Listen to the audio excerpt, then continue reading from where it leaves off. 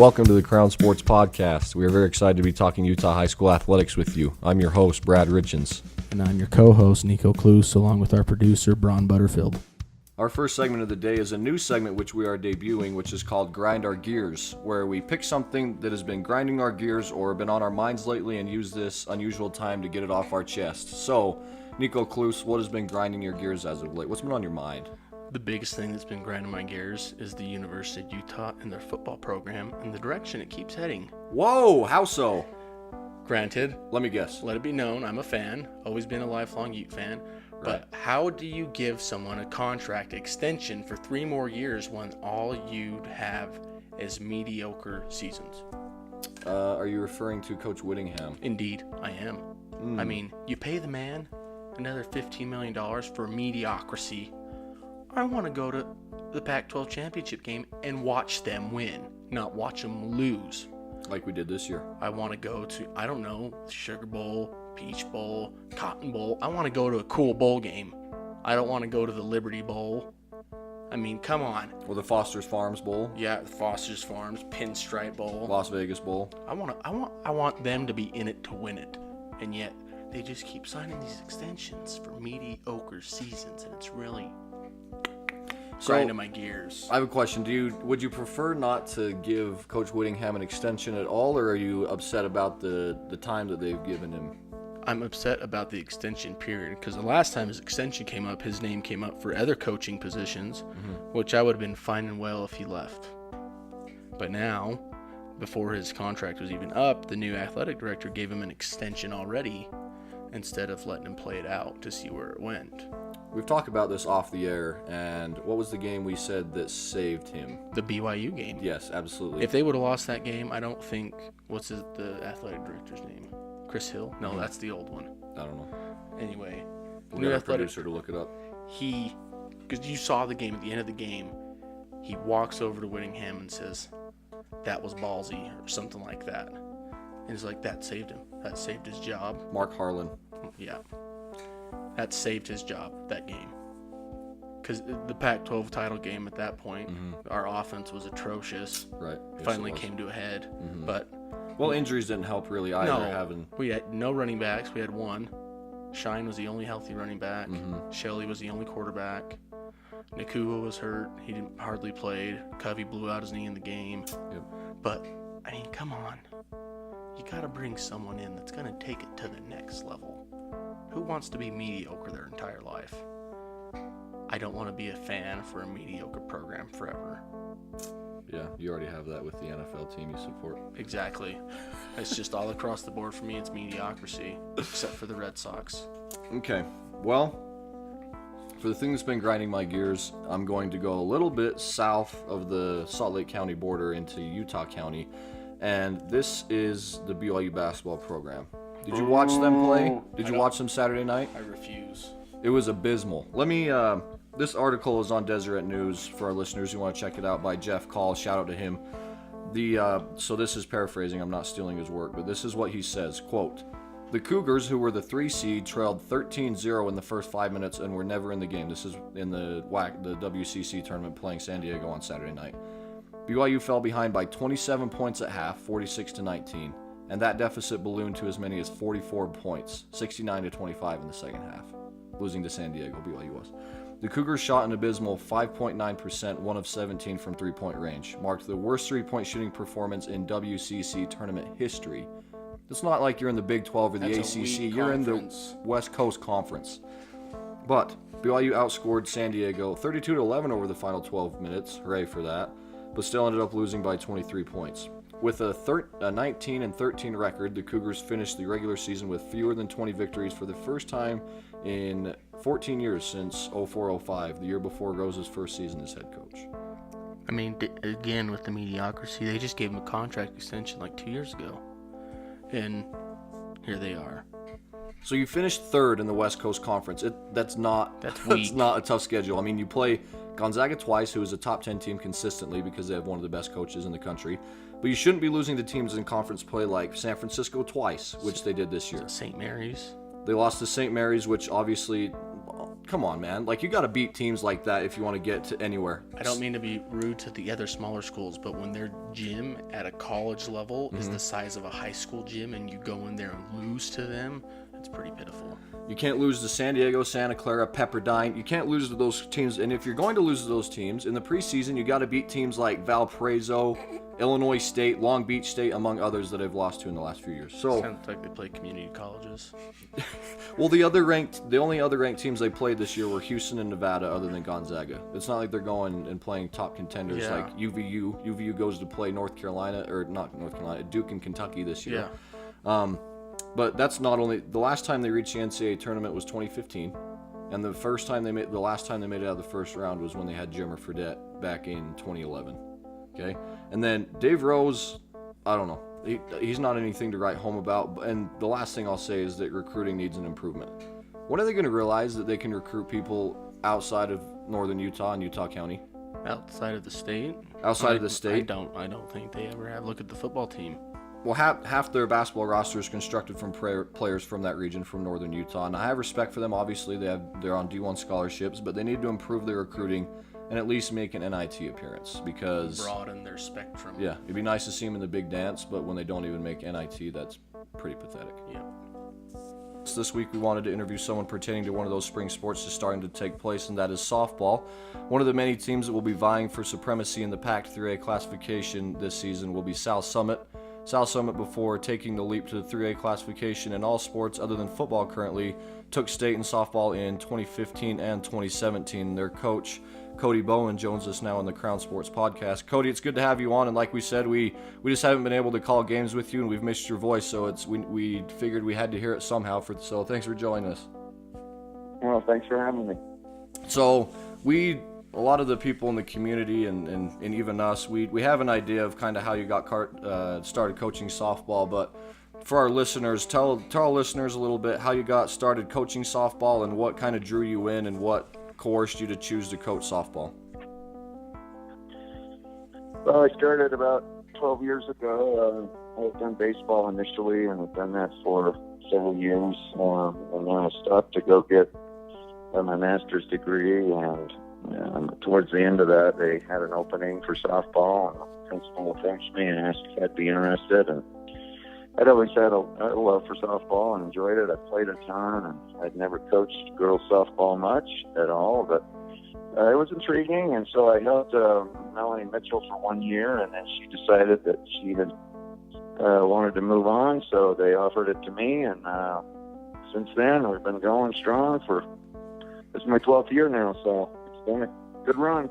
You must like it a little bit then. You must. Yeah, I do, and yeah, it's been a lot of fun. I've enjoyed coaching girls a lot, and it's fun. They're very coachable, and they're eager to learn, and always eager to be taught, and it's been fun. We've had a great time, and now finally my own girls are starting. I have a freshman of my own that is on the team this year, so it's a good time to be involved, as I have a 6th grade girl as well to play, so I have a few years of a daughter on my team, so that's always another intriguing element to it. So it's fun and challenging, but it'll be exciting.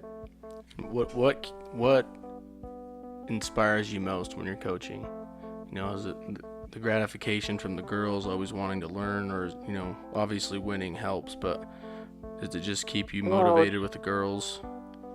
Yeah, it's fun to just see girls. It's fun to see any athlete succeed, and I really like seeing the life lessons they learn from doing sports, and softball in particular is a really good team sport, and so I push them a lot, and I really strive to get them to get out of their comfort zone and learn new things. So it's fun to see them succeed, and it's fun to see them win, and the thrill of and excitement of working together and accomplishing goals, and it's amazing also to be able to keep up with these girls who have graduated, and the relationships you build over the years, and you still keep in contact with a lot of girls who will check in through text or social media, or they'll show up at games, and they're always big fans. So it's just a fun atmosphere, and it's outside, and preferably in warm weather. And, we get to travel a little bit. This weekend we're going down to St. George in the league here. And it's a fun time, and I've just always enjoyed it and continue to do so. So we'll stay with it until I don't. Well, Cody, we mentioned off air how, being a school up north, you don't have the commodity of being able to play out in warm weather a lot of the time.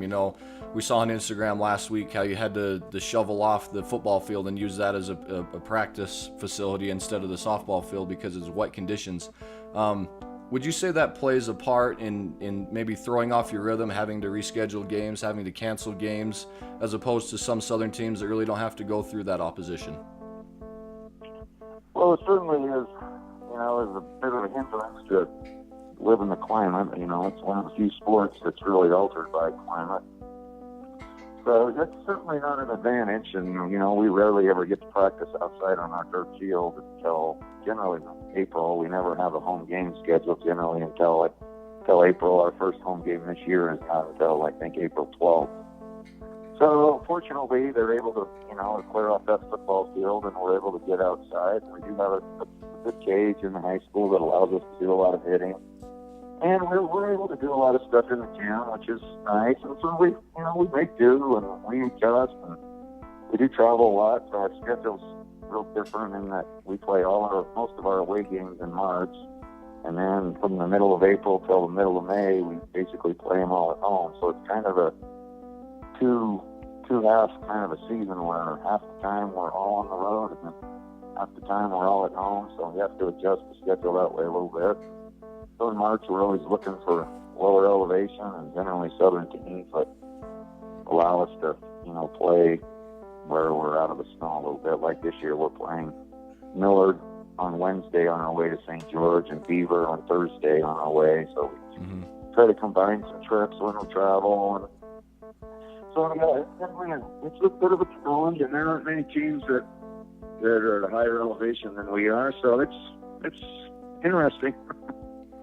So, I know you don't think the weather plays an advantage, but sometimes, weather permitting, you are able to play games at home, and it's just cold out. Do you feel like that plays an advantage when you have a colder weather game, and the girls are used to that, where a southern team or a team from the city might not be? Yeah, that's true. That's a good point.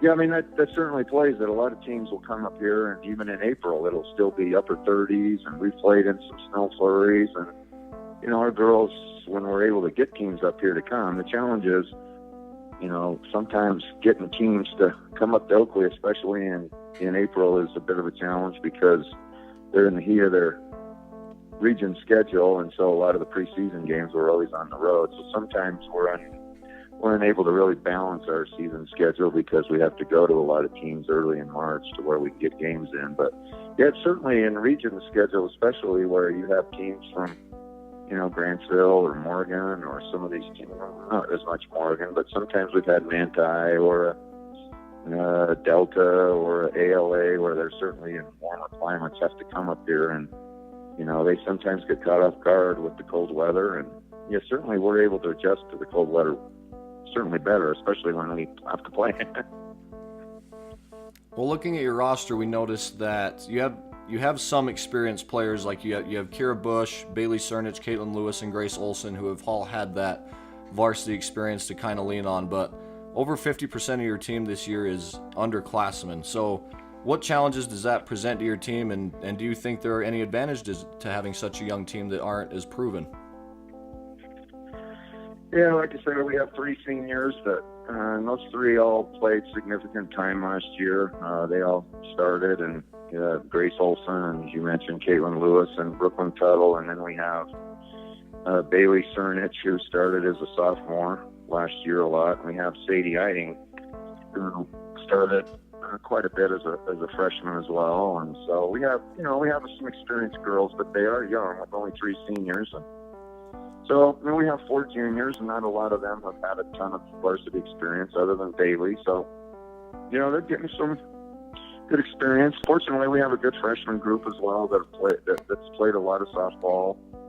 Indy Jones has come in and has played a ton of softball in her middle school, junior high time. So she's stepped right in and filled a varsity spot, and she pitches well and hits well. And Josie Crittenden has filled in really well so far, and Kylie Mimbach, and we've had a move in. Alexi Budicofer has now joined her mother here. Others played here in the last 2 years. Caleb.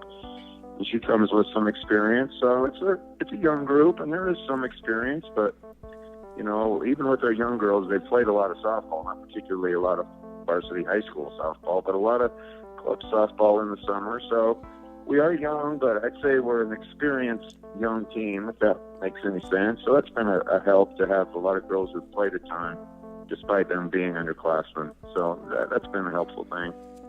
Just taking a look at your schedule from last season, I noticed that in region, if you know, it's a tough region that we play in, and the one team that you weren't able to overcome, which happened to be the state champs, was Grantsville. What do you think it's going to take this year to kind of get over that hump to, you know, be region champs and go on and try to make a run at a state title? Well, they're certainly the team to beat. They have all their pitching back from last year, and I think they have 6 or 7 returning players, and they're going to be really tough to beat. They're going to be, you know, pitching plays a huge role, obviously, in softball, and their pitchers, or they didn't really even have a close game. They were, I think, 18-0 or 19-0 last year against 3A teams, and I think the closest game they had against the 3A team was in the state championship game, and I think they won that against a Union at 6-1. And we played them reasonably well out in Grantsville, but here they really hammered us. So they're certainly the bar that you're going to have to overcome to get to it. So we'll get to see them twice, and you know, for us to beat them, certainly we got to play close to perfect softball, and they're going to have a bit of a down day, but it's certainly possible. And so we just got to be able to keep using them as the goal. And you know, we've scheduled some good this weekend. We're going to see some teams that'll be comparable to Grantsville, and if the girls play well and they keep their head, you know, we certainly have chances, and that's the goal we're trying to do. We've set a goal to try to at least split with them in the region this year, which would give us, if we could, you know, beat the other teams and split with Grantsville is our goal, then, you know, we could possibly get a share of that region title. And so that's what we're going to try to do, is get at least one game from them, and hopefully we're going to try to set some smaller, hopefully achievable goals, and Grantsville's certainly the team to beat, and that's a bit of an advantage for us, where we'll get to see them twice in region. So they're good, and we have to play good softball to beat them. Well, we mentioned how South Summit, you know, you as a coach in softball had oodles of success in the 2A classification, but South Summit was one of the 2A schools like Grand, South Sevier, and San Juan who also got bumped up from 2A to 3A in almost all sports. How would you say the transition has been for softball, adjusting to that speed of the game and taking that jump?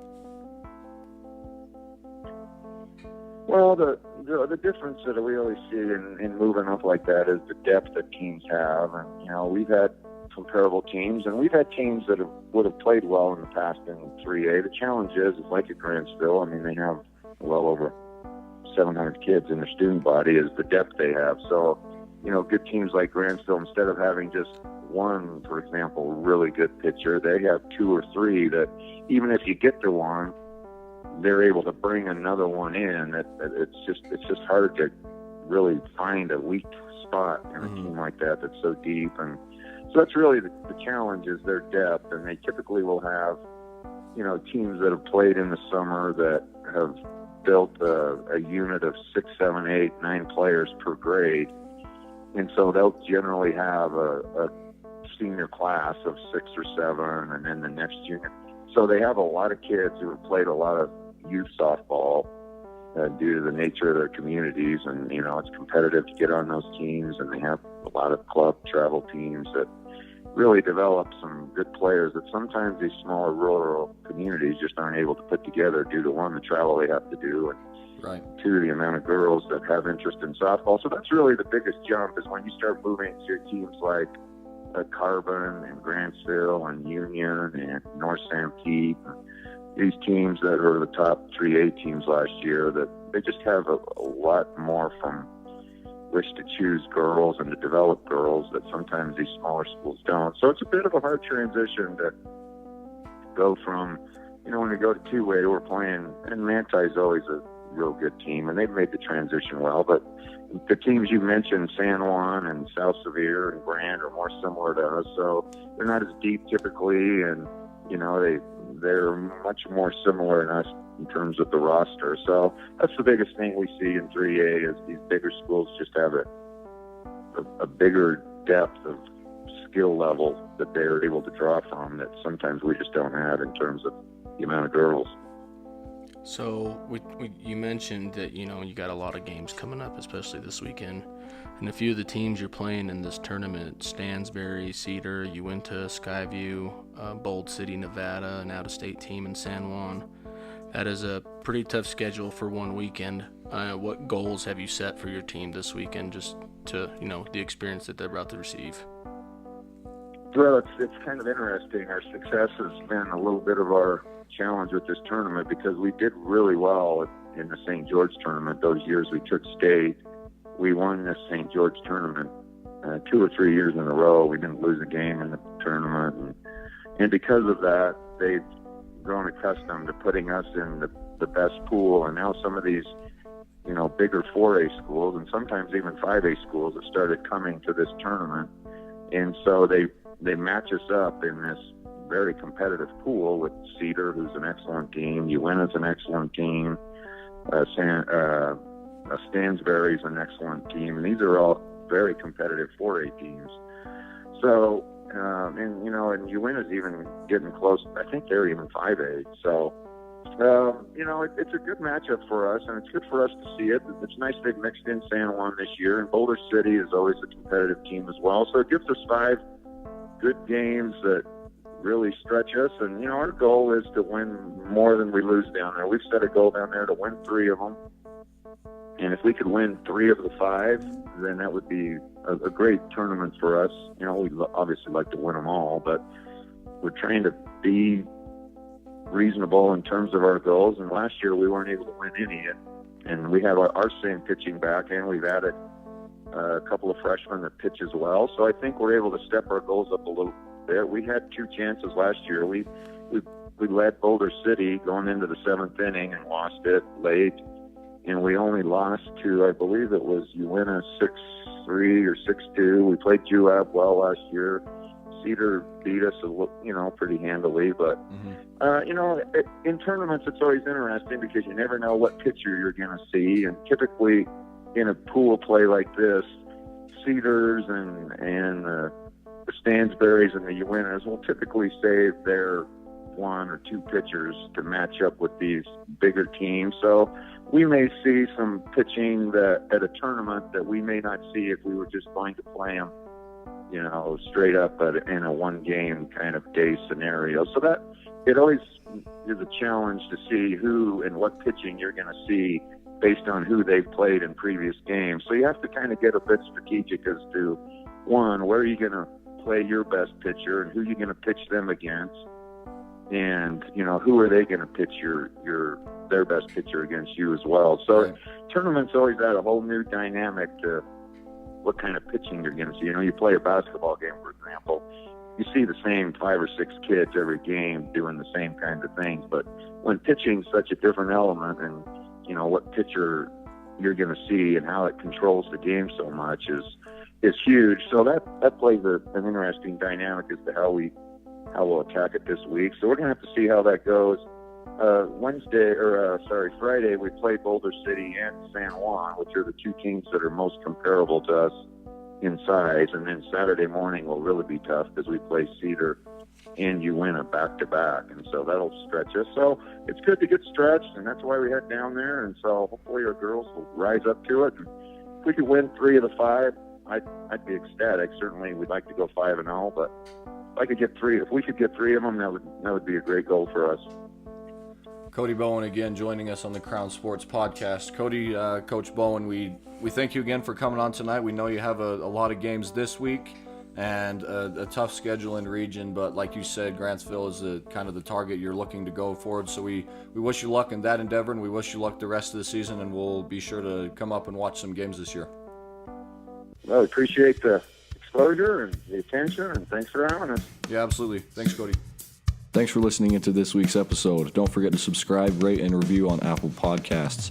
You can now listen to us every week on Apple Podcasts and on YouTube. We are on Instagram at Crown Sports Podcast and on Twitter at Crown Sports Pod. Production by Braun Butterfield. Artwork by TeeTops. Music by Niko, Klus, and Braun Butterfield.